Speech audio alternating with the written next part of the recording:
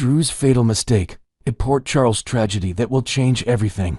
The simmering tensions in Port Charles are about to reach a devastating boiling point, as Drew Cain's increasingly erratic behavior spirals toward an unthinkable tragedy. What began as a father's misguided attempt to protect his daughter Scout from her extended family has transformed into a powder keg of rage, desperation, and violence that will leave one family forever shattered. Drew Cain's apartment has become a battleground of wills between a father consumed by control and a daughter yearning for the family connections he's desperately trying to sever. Scout Quartermain sits on her bed, her small hands clutched around the phone she's been forbidden to use, tears streaming down her cheeks as she pleads with her father. "Daddy, please, I just want to see Danny and Grandma Alexis." Scout's voice trembles as Drew paces frantically in front of her, his congressman facade completely crumbling. "I don't understand why I can't see my family anymore." Drew's face contorts with an anger that has been building for weeks. The pressure of his impending move to Washington, the custody battle brewing with Alexis, and his complete isolation from Port Charles society have pushed him to a breaking point that even he doesn't recognize. "Because I said so, Scout." Drew's voice rises to a level that makes his daughter flinch. "I'm your father, and I decide what's best for you. Not Alexis, not Jason, not anyone else." The argument escalates as Scout, despite her young age, shows the same stubborn streak that runs through the Morgan and Quartermain bloodlines. She stands up from her bed, her chin lifted defiantly in a gesture that would make her late mother Sam proud. "Mom would never have kept me away from Danny," Scout says, her voice gaining strength. "She would want me to be with my family, not locked up like a prisoner." The point of no return. The mention of Sam McCall hits Drew like a physical blow. In his twisted mind, he's convinced himself that everything he's doing is to honor Sam's memory, to protect Scout from the dangerous world that surrounds the Morgan and Corinthos families. But Scout's words shatter that delusion, revealing the truth he's been desperately trying to avoid. "Don't you dare tell me what your mother would want," Drew shouts, his face flushed with rage. "Sam is gone, and I'm the only parent you have left. I won't let them turn you against me like they're trying to do." Scout's eyes flash with a defiance that mirrors her half-brother Danny's protective nature. "I want to stay in Port Charles with Grandma Alexis. I don't want to go to Washington with you." The words hang in the air like a death sentence to Drew's carefully constructed fantasy of their new life together. In that moment, all of his rage, frustration, and feelings of betrayal converge into a split second of unforgivable action. Drew's hand moves faster than his rational mind can process. The sharp crack of his palm against Scout's cheek echoes through the apartment like a gunshot, freezing both father and daughter in horror at what has just happened. Scout staggers backward, her hand pressed against her reddened cheek, her eyes wide with shock and fear. The sound of her sob cuts through Drew like a knife, but it's too late to take back what he's done. Danny Morgan had chosen that exact moment to approach Drew's apartment, hoping to convince his uncle to let him see Scout one more time before the planned move to Washington. Armed with the kind of courage and determination that runs in his family, he was prepared to make one final plea for his sister's happiness. But what Danny witnesses through the partially opened door transforms him from a pleading teenager into something far more dangerous. The sight of his beloved little sister being struck by the man who should be protecting her ignites a fury in Danny that he's never experienced before. The same protective instinct that drives his father Jason Morgan surges through Danny's veins as he watches Scout crumple to the floor, her small body shaking with sobs. In that instant, every lesson about family loyalty, every story about standing up for those who can't protect themselves, and every ounce of Morgan blood in his body screams for justice. Drew, still reeling from his own actions, doesn't notice the figure in his doorway. He's too busy staring at his hands in horror, finally realizing the monster he's become. But Danny sees every thread mark on Scout's face, the terror in her eyes, and the complete absence of remorse in Drew's stance. A brother's rage. Danny's mind races as he backs away from the door, his heart pounding with a mixture of panic and determination. He knows he needs to get Scout away from Drew, but he also knows that his uncle's position as a congressman and his manipulative nature mean that calling the police might not be enough to protect his sister. The memory of the gun he discovered hidden in Jason's belongings flashes through his mind. He had found it during one of their father-son bonding moments, when Jason had trusted him enough to explain the dangerous world they lived in. Danny had promised never to touch it, never to even think about it. But watching Scout's pain has shattered every promise, except the one that matters most: protecting his family. Moving with the stealth and purpose that seemed to be encoded in his DNA, Danny makes his way to where he knows Jason keeps the weapon secured. His hands shake as he retrieves the gun, the weight of it both foreign and familiar in his palms. This isn't about revenge, Danny tells himself as he checks to ensure the weapon is loaded. This is about protecting Scout from a man who has clearly lost all sense of right and wrong. This is about doing what his father would do if he were here to witness what Danny has just seen. The confrontation. Danny returns to Drew's apartment with the gun concealed beneath his jacket, his jaw set with the same determination that has made Jason Morgan legendary in Port Charles. He pushes the door open and steps inside, his presence immediately drawing Drew's attention away from Scout, who is still cowering on her bed. Danny. Drew's voice is shaky, his politician's instincts kicking in as he tries to shift into damage control mode. What are you doing here? You need to leave. Scout and I are having a private conversation. But Danny's eyes are locked on his sister, taking in every detail of her frightened expression and the growing bruise on her cheek. When he speaks, his voice carries a coldness that would make his father proud and terrified at the same time. Get away from her. Drew attempts to maintain his authority, stepping forward with the same intimidating presence he's used to cow so many others in Port Charles. You don't give me orders in my own home, Danny. I'm Scout's father, and I'll handle this situation as I see fit. You mean like you handled hitting a little girl? Danny's hand moves to his jacket, his fingers wrapping around the gun's grip. Real brave of you, Uncle Drew. The sarcasm in Danny's voice cuts through Drew's bravado, and for the first time, he seems to recognize that he's facing something more dangerous than a rebellious teenager. But his own desperation and the consuming need to maintain control over Scout drive him to make one final, fatal mistake. You don't understand what's at stake here, Drew says, his voice taking on the manipulative tone that has become his trademark. Scout needs structure, discipline. She needs to learn that actions have consequences. Danny's hand emerges from his jacket, the gun now visible as he points it directly at Drew's chest. Scout screams from her position on the bed, but Danny doesn't waver, his finger moving to the trigger with steady purpose. You're right about consequences, Danny says, his voice never rising above a whisper. And yours just caught up with you. The fatal decision. The sound of the gunshot seems to echo forever in the small apartment, drowning out Scout's terrified screams and the sound of Drew's body hitting the floor. Danny stands frozen, the smoking gun still in his hands as the reality of what he's just done begins to sink in. Drew Kane, former Navy SEAL, congressman, and Scout's father, lies motionless on the apartment floor, his eyes staring sightlessly at the ceiling. The man who had terrorized so many families in Port Charles, who had manipulated and blackmailed his way through the town's power structure, is gone in an instant. Scout's sobs bring Danny back to the present, and he quickly moves to his sister, gathering her into his arms as she shakes uncontrollably. The gun clatters to the floor, forgotten in his desperate need to comfort the little girl whose world has just been shattered. It's okay, Scout, Danny whispers, his own voice breaking as the magnitude of his actions begins to hit him. He can't hurt you anymore. I promise he can't hurt you anymore. But even as he holds his sister, Danny's mind is racing with the terrifying realization of what comes next. He's just killed a sitting congressman in cold blood, and no amount of justification will change the fact that his life, and Scout's, will never be the same.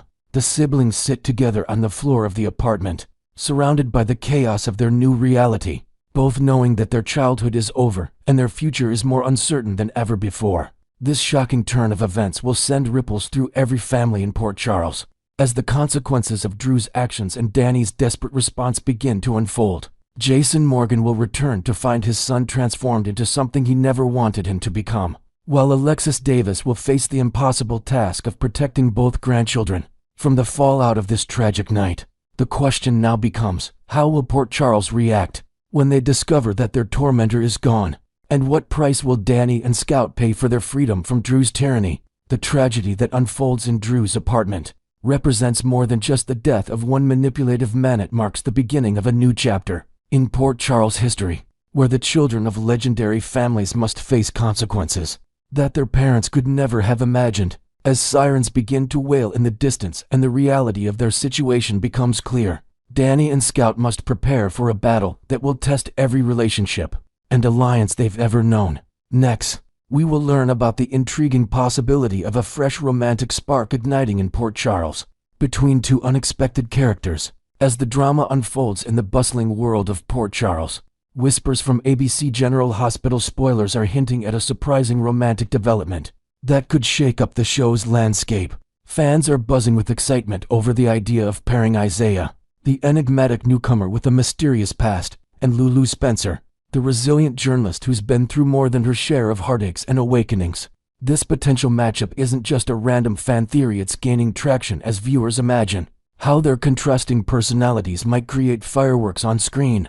Isaiah, with his brooding intensity and hidden depths, could be the perfect counterpart to Lulu's fiery determination, especially now that other romantic avenues seem to be closing off for both of them. Imagine the tension building in quiet hospital corridors or late-night encounters at the Metro Court, where stolen glances turn into something more profound. Spoilers suggest that subtle hints in upcoming episodes might plant the seeds for this alliance, perhaps starting with a shared secret or a moment of vulnerability that draws them closer. Shifting our focus to the current romantic entanglements, it appears that Portia Robinson and Curtis Ashford are on a path to reconciliation, mending the fractures in their relationship after a series of betrayals and misunderstandings.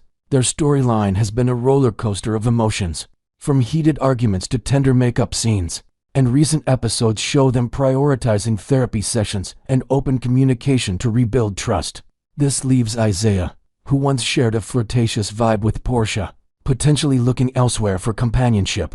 On the other side, Dante Falcone's dynamic with Lulu has cooled considerably, with no signs of rekindling their past romance. Dante's focus has shifted toward his detective duties and family obligations, making it clear he's not eager to dive back into the complexities of a relationship with his ex. Lulu, fresh from her coma recovery, deserves a chance at happiness, and fans are speculating that Isaiah's rival could provide just that, a new chapter, free from old baggage. Adding to this, invented plot teasers from insider sources point to an upcoming family gathering where these shifting alliances become evident, perhaps with awkward confrontations that highlight why old flames are flickering out. While some skeptics warn that an Isaiah-Lulu pairing might veer into toxic territory due to their individual trauma, Isaiah's unresolved grudges and Lulu's history of impulsive decisions, others believe it could be a recipe for compelling television. Picture this: Lulu's sharp wit clashing with Isaiah's guarded demeanor, leading to intense debates that evolve into passionate connections. Fans are hopeful that this duo could bring out the best in each other, with Isaiah offering Lulu the stability she craves after her long ordeal, and Lulu helping Isaiah confront his inner demons.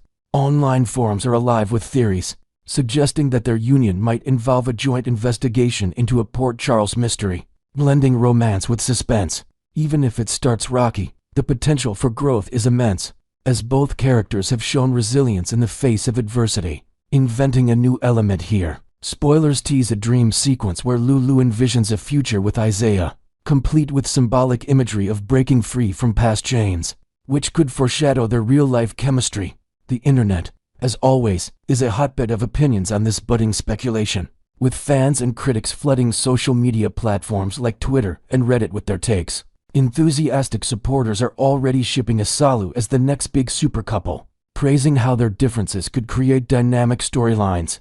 However, not everyone is on board, and the backlash has been vocal. One disgruntled viewer shared, "I can't envision anyone clicking with Lulu right now. She's been nothing but a bundle of complaints since emerging from that coma, constantly harping on past grievances without a hint of joy." This sentiment echoes a broader frustration with Lulu's post-coma arc, where her character has grappled with identity loss and family drama, often coming across as perpetually dissatisfied. To expand on this, some fans point to specific episodes where Lulu's justifications for her actions felt forced, like her confrontations with Carly or her struggles reintegrating into the Spencer family, adding layers to why she might need a fresh romantic interest to rediscover her spark. Delving deeper into the criticisms, another fan lamented, "Lulu comes off as immature and utterly dull these days. Isaiah deserves a partner who's as thoughtful and intriguing as he is, not someone stuck in a cycle of negativity."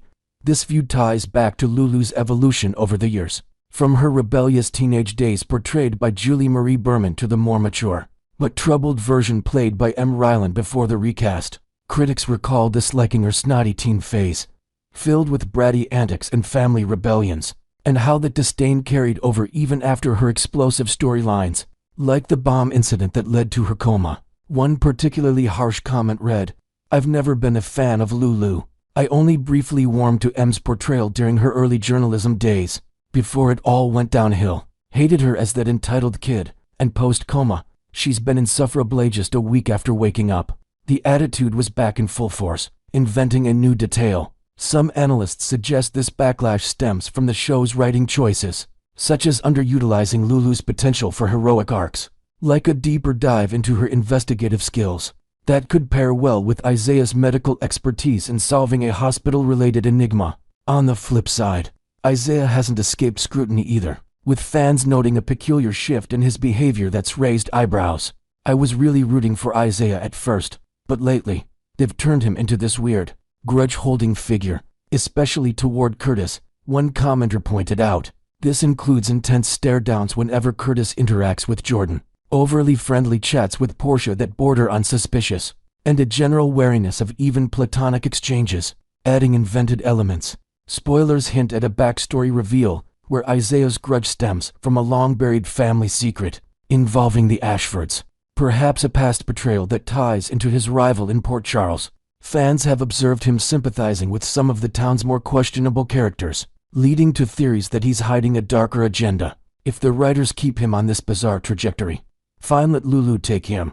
They might deserve each other's chaos, quipped another viewer, blending humor with resignation. This commentary highlights how Isaiah's recent dumb path, as some call it, could either derail his appeal or make him an ideal match for Lulu's own complexities, potentially leading to a redemption arc for both. In the ever-twisting world of ABC General Hospital, these fan debates and spoiler teases keep the anticipation high, reminding us why soap operas thrive on unexpected pairings and character evolutions. Whether Isaiah and Lulu become Port Charles' newest power couple or fizzle out amid the drama, one thing is certain, the show never fails to deliver surprises. So, loyal viewers, make sure to tune in every weekday to catch the latest developments, as the fates of these characters hang in the balance, promising more intrigue, heartbreak, and perhaps a touch of romance. What do you think? Could this be the start of something special? Or is it destined for disaster? Next, we will learn about the escalating drama surrounding Christina Corinthos Davis and the dark secret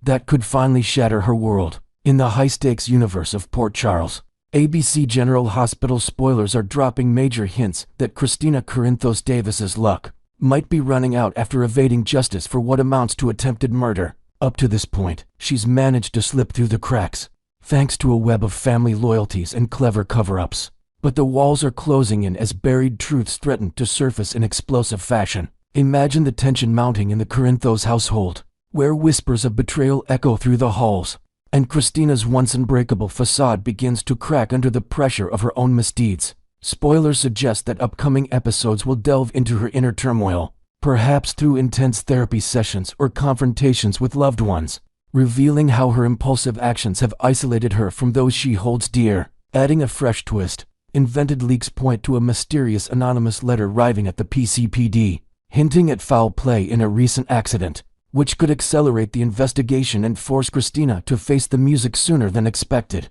Reflecting on the chain of events that led to this precarious moment, it's clear that a dedicated circle of allies has shielded Christina for months. From her powerful father Sonny to her devoted mother Alexis, all working tirelessly to keep her out of harm's way. However, spoilers tease that this protective shield may finally crumble, leaving her vulnerable to the full weight of the law. Picture the emotional strain on these relationships, with family dinners turning into heated debates about morality and consequences, as loyalties are tested like never before. To expand on this, new details from set insiders reveal a subplot where Christina attempts to confide in a neutral party, like her sister Sam, only to be met with tough love that underscores how no one might be able to bail her out this time. This shift could introduce dramatic scenes of isolation, where Christina wanders the docks alone at night, pondering her fate while the city lights reflect her growing desperation. To understand the full gravity, let's rewind to the fateful incident that set everything in motion. The horrifying accident at the Metro Court, where Christina plummeted 5 stories into the pool below, an event she's relentlessly pinned on her nemesis, Ava Jerome, miraculously surviving the fall herself. Christina was devastated by the loss of the unborn child she was carrying, a tragedy that twisted her grief into a vengeful rage. Spoilers indicate that flashbacks in future episodes will revisit this moment with added intensity, perhaps showing alternate angles of the argument that preceded the fall, heightening the blame game, inventing a new element. Rumors swirl about a hidden security camera footage that could resurface, providing fresh evidence that complicates Christina's narrative and forces viewers to question who truly bears responsibility for the chaos that ensued. Complicating matters further, Christina wasn't just any expectant mother. This baby was intended as a gift to her sister Molly Lansing Davis, with Christina serving as the surrogate in a heartfelt family arrangement. Yet, over time, Christina developed a profound emotional attachment, secretly plotting to raise the child as her own, which amplified her heartbreak when the infant didn't survive. This betrayal of trust fueled her seething animosity toward Ava, transforming a personal loss into a public feud that has gripped Port Charles. Adding depth, spoilers hint at upcoming therapy revelations, where Christina admits her hidden intentions, perhaps in a group session that includes Molly, leading to raw confrontations and tears as old wounds are reopened. A newly invented detail suggests a symbolic gesture, like Christina visiting the baby's memorial site, where she encounters Ava unexpectedly, sparking a volatile exchange that escalates the hatred to new heights. The situation spiraled out of control after Ava walked free from any charges related to the accident, her acquittal acting as a match to Christina's powder keg of fury. Repeated clashes pushed Christina to her absolute limit, culminating in a reckless act of sabotage that she believed would deliver justice. Envision the dimly lit garage scene, heavy with shadows and suspense, as Christina's hands tremble while executing her plan, her face a mask of determined rage mixed with fleeting doubt. To build on this, detailed analysis of the episode script reveals layered motivations, including Christina's underlying guilt over the surrogacy deception, which drives her to extreme measures in a bid to reclaim control over her shattered life. In a shocking twist of fate, Christina targeted what she assumed was Ava's car in the garage, slicing through the brake lines with cold precision, only to discover too late that it belonged to Rick Lansing, who had innocently parked in the spot. Desperate to avert disaster, Christina raced to warn Ava, but her efforts fell short, resulting in a near-fatal crash that endangered both Rick and Elizabeth Weber. Spoilers promise edge-of-your-seat reenactments of the accident, complete with slow-motion sequences and heart-pounding sound effects, emphasizing the chaos of screeching tires and shattering glass. Inventing an additional layer, Insider Buzz mentions a witness, perhaps a shadowy figure like a parking attendant, who saw Christina fleeing the scene, adding a potential testimony that could seal her fate in court. It wasn't long before Ava and Rick pieced together the puzzle, uncovering Christina's role in the sabotage and turning the tables by blackmailing her mother, Alexis Davis, to secure their silence and extract revenge. This shadowy alliance has kept the secret under wraps, but recent developments show Ava offering Alexis the location of Rick's damaged truck in exchange for one final payment, a deal laced with suspicion. Picture clandestine meetings in abandoned warehouses, where envelopes of cash change hands amid whispered threats, heightening the thriller vibe. A new invented element teases that Ava might record these exchanges secretly, building a dossier of evidence to use against the entire Davis family if things go south. Yet, spoilers warn that Ava's intentions could be far more devious, might betray the agreement by anonymously tipping off the authorities to the truck's whereabouts, instead of handing it over quietly. If the police recover the vehicle, it would unleash a torrent of investigations, with forensic experts examining the tampered brakes and tracing them back to Christina. This could lead to formal charges of attempted murder against Rick and Elizabeth, backed by irrefutable physical proof. Detailed breakdowns of potential courtroom scenes suggest dramatic testimonies, including Elizabeth's emotional recounting of the terror, which might sway public opinion against Christina and isolate her further. With such damning evidence in play, Christina's network of protectors might prove powerless, leaving her to confront the possibility of prison time. Without a safety net, the fallout could ripple through Port Charles, affecting alliances and sparking new rivalries. As fans speculate wildly, key questions loom. Does Christina deserve incarceration for her vengeful spiral? Could Ava pull off a cunning double-cross against Alexis, flipping the script entirely? And what about Richo? Will he react upon learning of the schemes unfolding without his knowledge, potentially igniting his own quest for justice?